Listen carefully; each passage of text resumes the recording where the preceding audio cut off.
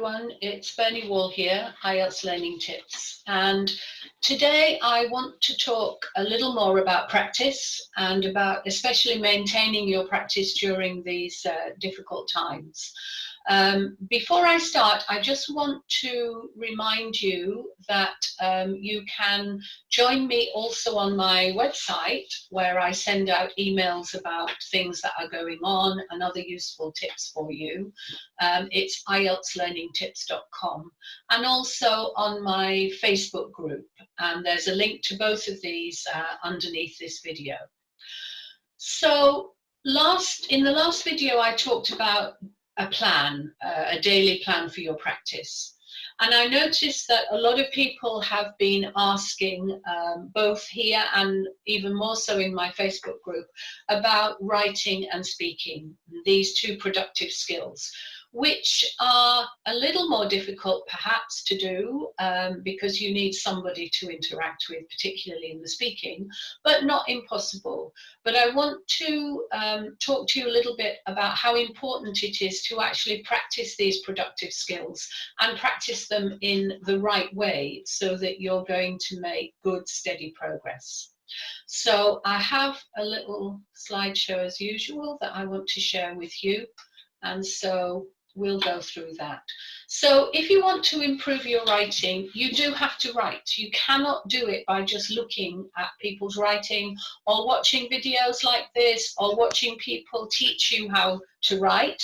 You can't improve it unless you write. If you don't write, it won't improve. It's a little bit like trying to drive a car, having just read a book about it. And the same with speaking. Okay, you can do a certain amount by yourself, especially for part 2, but part 1 and part 3 will never improve unless you practice at some stage with somebody else. So these are productive skills. That means they are about doing it, not about learning or thinking or watching. You have to do them. So they come from you. And this is particularly important with the writing. You cannot memorize other people's writing. You cannot learn a set way of doing it, because at the end of the day, everything will have to come out of you on the day of your exam. So the more you do this in the preparation, the easier it's going to be. They are active skills, so you have to be active about them. You can't, as I mentioned before, learn about them or watch them. You have to do them. And of course, the better you do them, the more you do them, the better they will become.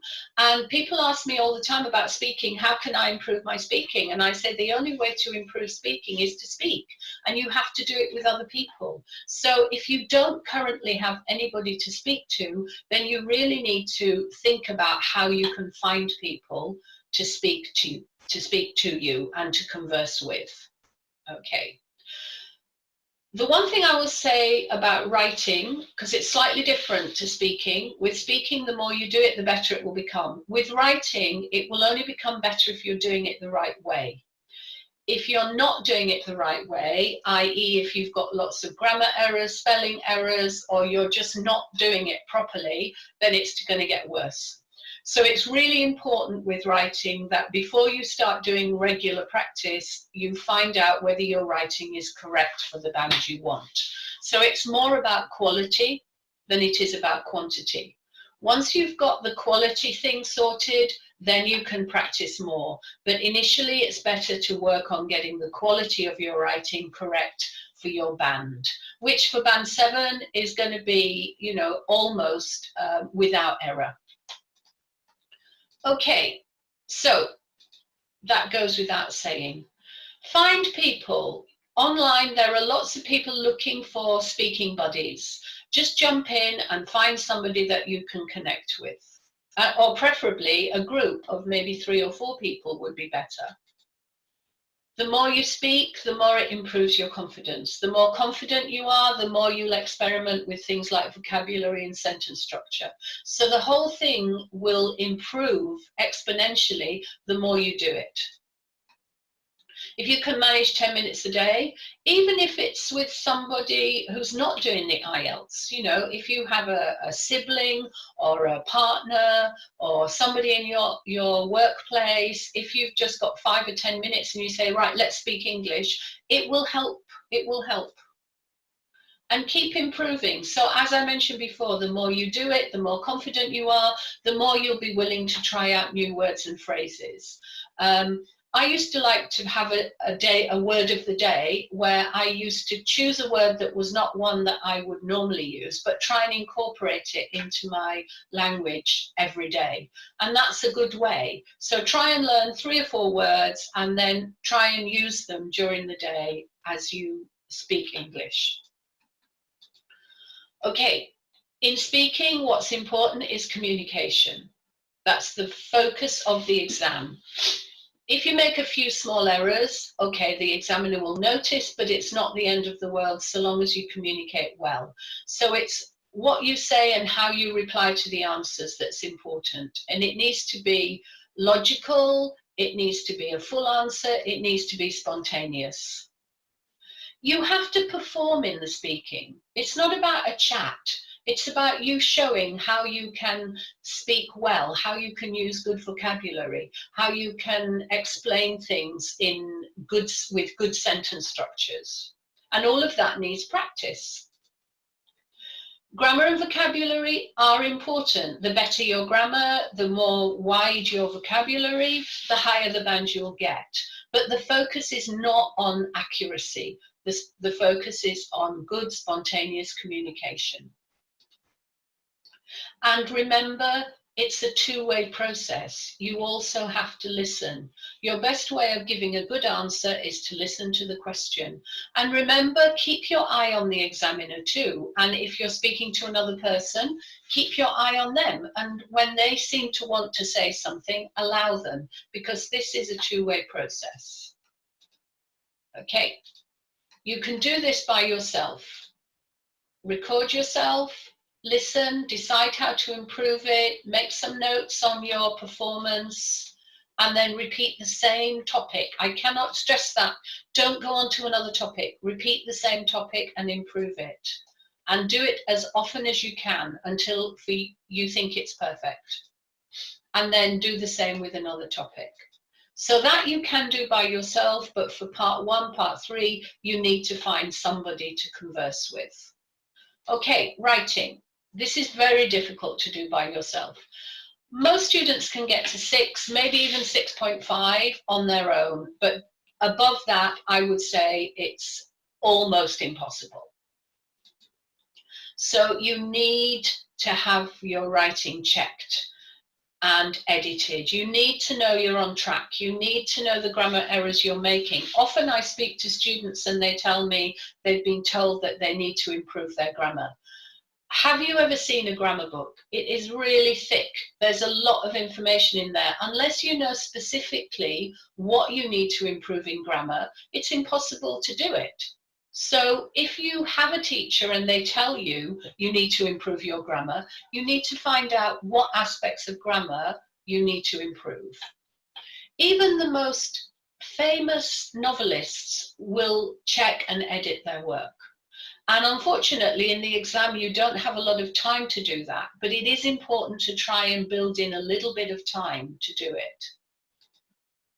Okay, usually you would have a draft. Now, when you're practicing, I don't see why you shouldn't draft your work. Write your task 2, leave it for a day, look at it again and say, okay, how can I improve this? And then rewrite it with the improvements. This is all good practice for good writing. When I'm working with students and they send me a writing task, if I think there are too many mistakes or it's not well written, I will ask them to do it again.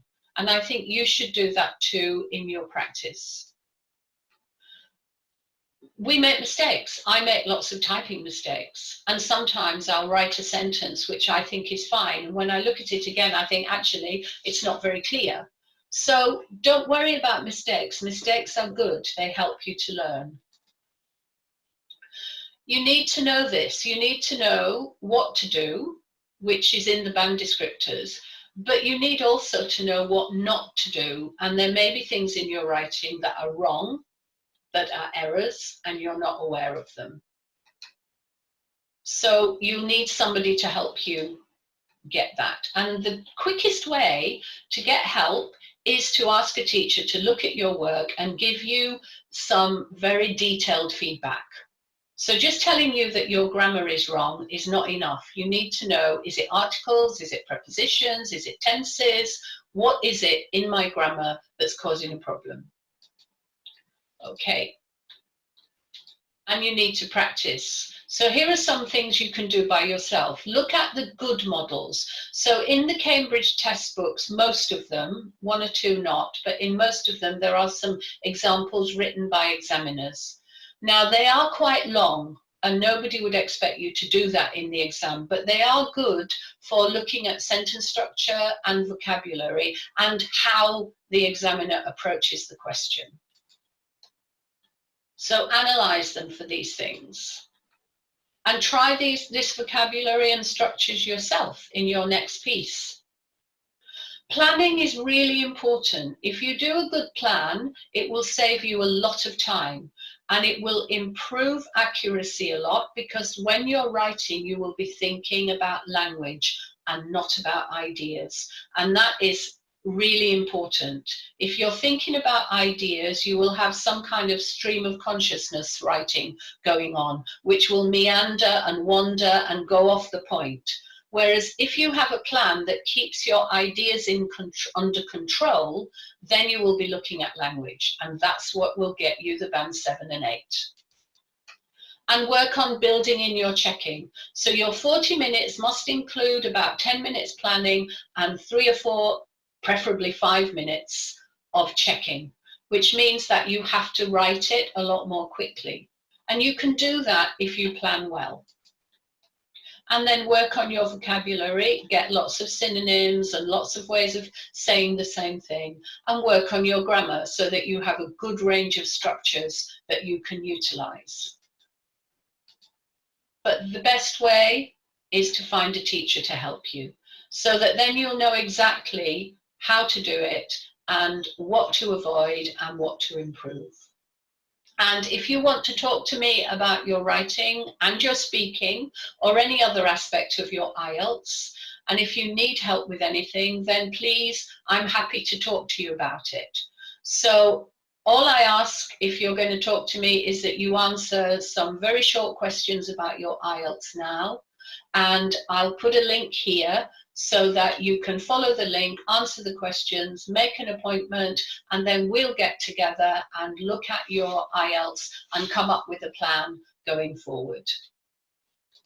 Okay, so I hope that was useful, but the key thing is get somebody to talk to and get somebody to help you understand how you can improve your writing. So thank you, and I'll see you in the next video.